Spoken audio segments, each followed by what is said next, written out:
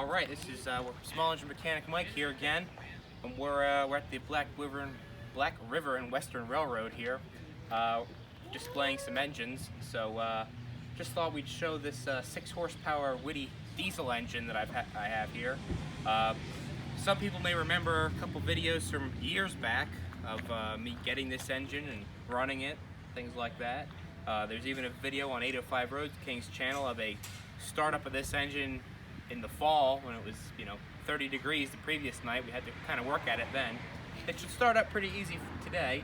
A couple things since it's last been on YouTube. We've got an improved cooling tank here. This is a thermosiphon cooled engine, so hot water from the cylinder raises up through the pipe, rises up the pipe here, radiates heat, cools, drops down, and the cycle completes. There's no water pump in this engine. So this is a 1930s or so Witte. Witte's the manufacturer. Some people pronounce it Witte. I pronounce it Witte. It's about 1930s. This is a 6-horse version. They made a few different ones. They made a 12-horse. This engine is kind of unique in that it's a standalone, portable, multi-purpose engine. Most of their engines they built were generator sets, and I've got one of those, and the videos are on YouTube of that. Maybe we can link one of them up. So a little bit about the engine. It's a single-cylinder unit. It's pre-chamber, indirect injection, I guess you could say. It's kind of interesting in that the pre-chamber is in the piston, not in the head or the cylinder. So when the piston comes up the bore to right about here, then there's a hole and a channel in the side the injector nozzle shoots into, and then there's a swirl chamber there where actual combustion starts. So it's a pretty unique design, and it's very easy starting, especially when we have a mild day like today. Colder temperatures, you have to add some heat. So we're gonna go ahead and get it oiled up. It's fueled up, it's got water in it. We'll just go and give some oil to the rocker arm shaft, the rollers for the valve stems, on the valve stems themselves, push rod ends, get some oil there. Old engines are kind of a mess, you can see. It drips oil and everything, but that's why it's lasted since 1930. So, get some oil on the rack for the injector pump here. This is the fuel rack and the governing rod here. So this controls how much volume of fuel is delivered to the injector nozzle. Lube up push rods where they exit the block, the injector plunger.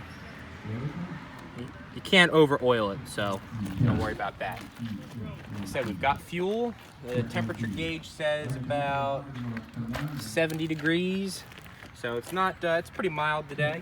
It should start up without any issue. Went down to about 50 last night, but it'll be all right.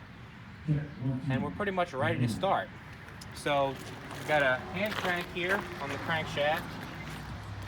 First thing we have to do is set the compression release so that I can spin the engine over with no compression. This has a very high compression ratio. I believe it may be 20 or 21 to 1, so it's a high compression engine. So typically you rotate the engine backwards. Oh, forwards in this case. Let's go forwards. Oh, there we go. And then this is the exhaust valve push rod, and there's a collar here. This is the compression release lever. So what we'll do is we'll move the rack up to no fuel, move the compression release lever up, and that does two things. That holds the rack at no fuel, and it prevents the exhaust valve from closing all the way, unless it slips off like that. Get it set just right and it'll hold. So what I'll do now is spin the engine up, get some speed in it, and then with one motion raise the rack up and then push the lever down, and at that time the rack will move to full fuel, and I'll get a couple of revolutions through it under compression. The weight of the wheels will help me through, and it should take off without too much trouble. So go ahead and do that now.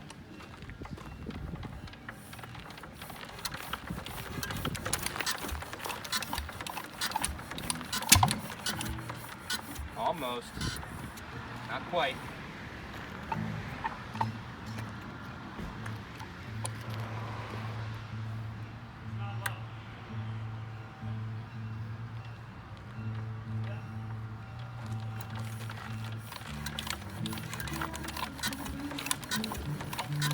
That's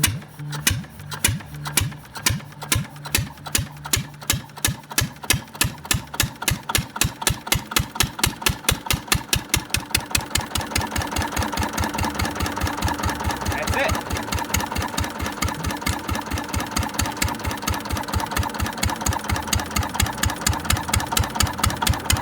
It's a pretty smooth running engine. We'll let it warm up here for just a few seconds, and we'll put a little bit of load on it by putting some friction on the flywheel. Come over here and you can see the operation. The rocker arms and valves.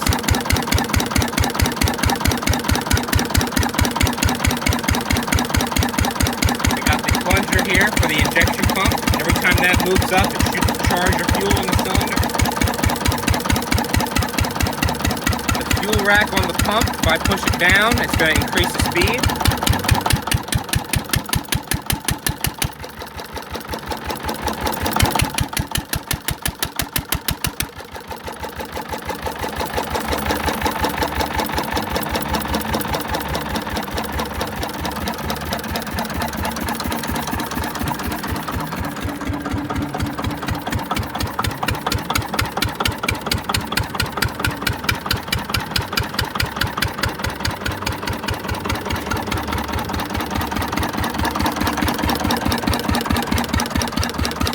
In here, you can go ahead and grab your 2x4 and put some load on it. Just ease the load on, it's still cold yet. You can watch the governor rack here. As he applies load, the engine's going to slow down. He's just using friction there. And you see the governor rack move down to add more fuel to the engine. You can definitely hear the exhaust note change.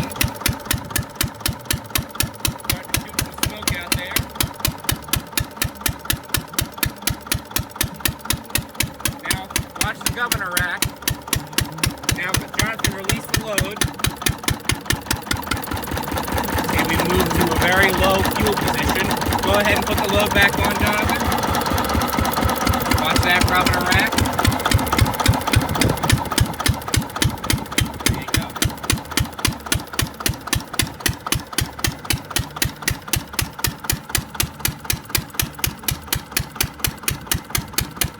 And that's the Witte diesel.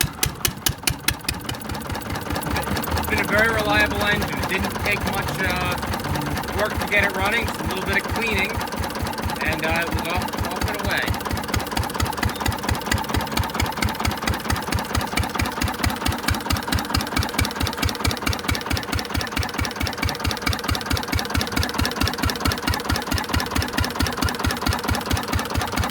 Shutdown is simple. Just come over here and lift the governor or the fuel rack to no fuel, and the engine coasts down against compression. Takes a few seconds as flywheels have a lot of mass. What's something like that weigh, Mike? One of them flywheels, 300 pounds maybe? Maybe not quite 3, but at least a good 200 pounds. Yeah, you do have some weight. How's it going? So, but thanks for watching.